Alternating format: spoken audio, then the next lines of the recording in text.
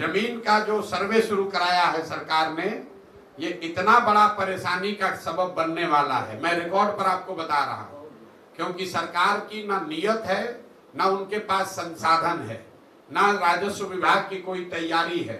इन्होंने बोतल से जिन का पिटारा खोल दिया, सबको बता दिया आइए आपके जमीन का सर्वे होगा।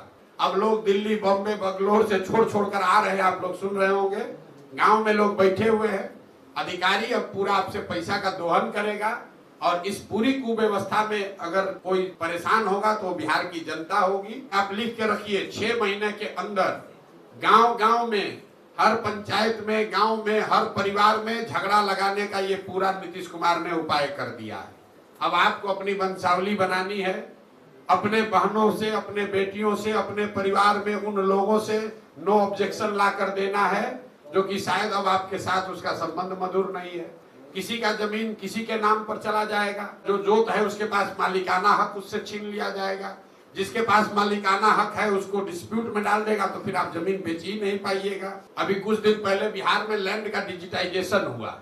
जब डिजिटाइजेशन हुआ तो बिना तैयारी के एक आउटसोर्स एजेंसी के लोगों को दे दिया गया कि लैंड के रिकॉर्ड को डिजिटाइज कीजिए, और लोगों को बता दिया गया जितना एंट्री करोगे उतना पैसा मिलेगा।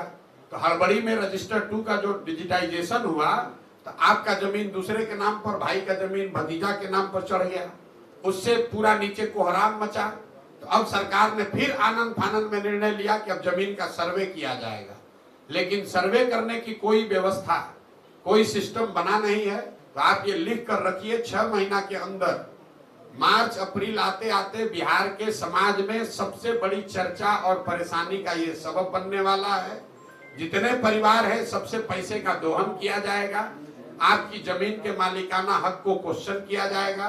ये आपके माध्यम से सरकार को अपील भी है कि भाई अगर सर्वे करा रहे हो कराओ, लेकिन व्यवस्था फुल प्रूफ करके कीजिए, वरना लोगों की, गरीब लोगों की, सामान्य परिवार के लोगों की जो पुश्तों की जमीन है उसका सबका मालिकाना हक डिस्प्यूटेड हो जाएगा, और जो समस्या है जमीन की और जमीन से जुड़े विवादों की, उसमें एक्सपोनेंशियल उसमें वृद्धि होगी।